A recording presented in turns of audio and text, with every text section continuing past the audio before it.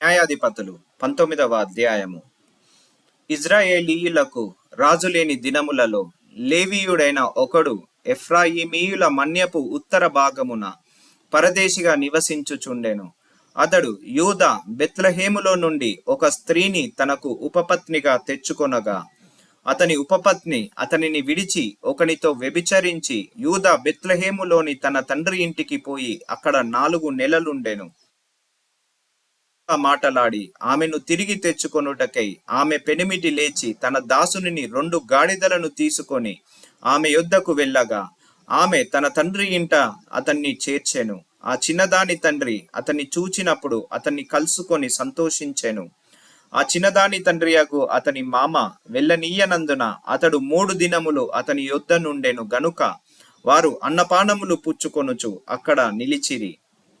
4వ నాడు వారు వేకువను వెళ్ళుటకు నిద్ర మేలుకొనగా అతడు లేవసాగెను. అయితే ఆ చిన్నదాని తండ్రి, నీవు కొంచెము ఆహారము పుచ్చుకొని తెప్పరిల్లిన తరువాత నీ త్రోవను వెళ్ళవచ్చునని తన అల్లునితో అనగా, వారిద్దరు కూర్చుండి అన్నపానములు పుచ్చుకొనిరి. తరువాత ఆ చిన్నదాని తండ్రి, దయచేసి ఈ రాత్రి అంతయు ఉండి సంతోషపడము, నీ హృదయమును సంతోషపరచుకొనుము అని మనుష్యునితో చెప్పి అతడు వెళ్ళుటకు లేచినప్పుడు అతని మామ బలవంతము చేయగా అతడు ఆ రాత్రి అక్కడ నుండెను. 5వ దినమున అతడు వెళ్ళవలెనని ఉదయమున లేచినప్పుడు ఆ చిన్నదాని తండ్రి, నీవు నీ ప్రాణము బలపరుచుకొనుమని చెప్పినందున వారు ప్రొద్దు రాలు వరకు తడువు చేసి ఇద్దరు కూడి భోజనము చేసిరి.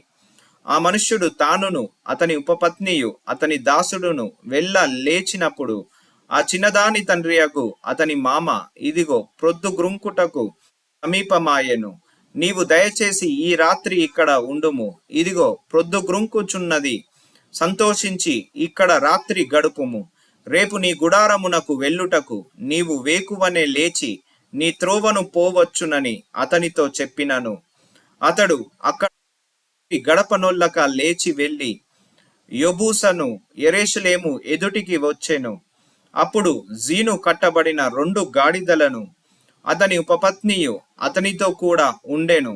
వారు యెబూసునకు సమీపించినప్పుడు ప్రొద్దు చాలా రాలెను గనుక అతని దాసుడు, మనము యెబూసీయులదైన ఈ పట్టణము ప్రవేశించి దానిలో ఈ రాత్రి బస చేయుదుము రండని తన యజమానునితో చెప్పగా, అతని యజమానుడు, ఇజ్రాయేలీయులు కాని అన్యుని పట్టణము ప్రవేశింపము, గిబియా వరకు ప్రయాణము చేయుదమనెను.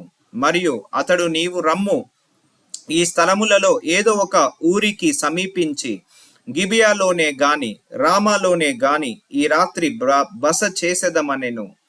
అప్పుడు వారు సాగి వెళ్ళుచుండగా బెన్యామీనీయుల గిబియా దగ్గర నున్నప్పుడు ప్రొద్దుగుంకెను.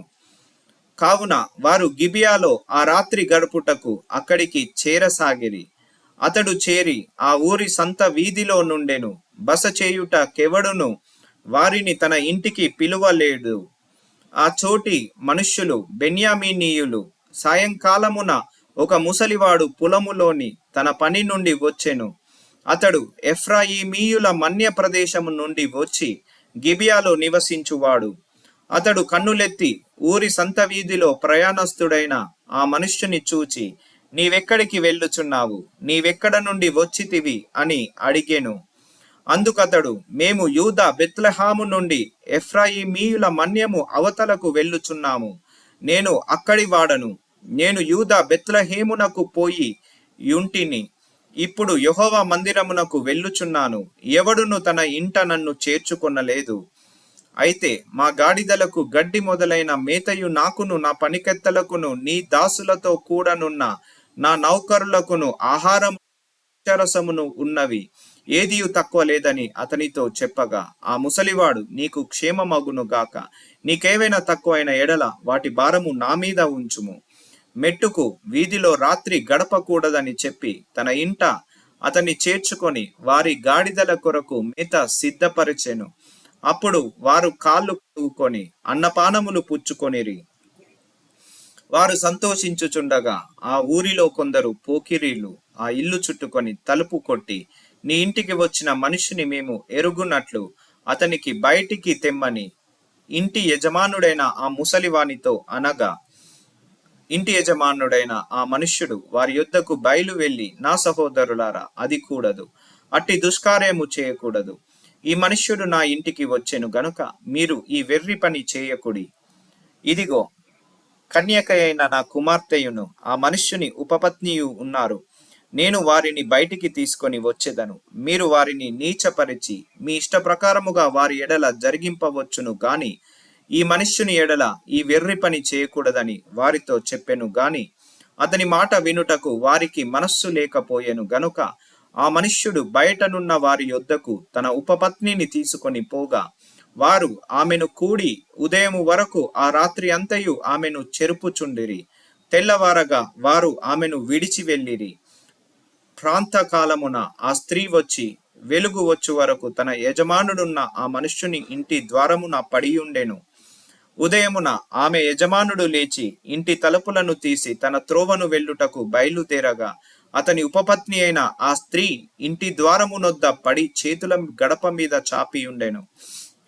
అతడు లెమ్ము వెళ్ళుదమనగా ఆమె ప్రత్యుత్తరమియ్యకుండెను గనుక అతడు గాడిద మీద ఆమెను ఉంచి లేచి తన చోటికి ప్రయాణము చేయసాగెను.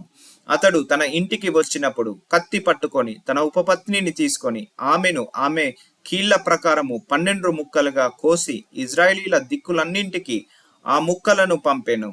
అప్పుడు దాన్ని చూచిన వారందరూ, ఇజ్రాయేలీలు ఐగుప్త దేశములో నుండి వచ్చిన దినము మొదలుకొని నేటి వరకు ఇలాంటి పని జరుగుటయైనను వినబడుటయైనను లేదు. మీరు ఇది మనస్సుకు తెచ్చుకొని దీనిని బట్టి ఆలోచన చేసి దీనిని గూర్చి మాట్లాడుడని ఒకరితో ఒకరు చెప్పుకొనిరి.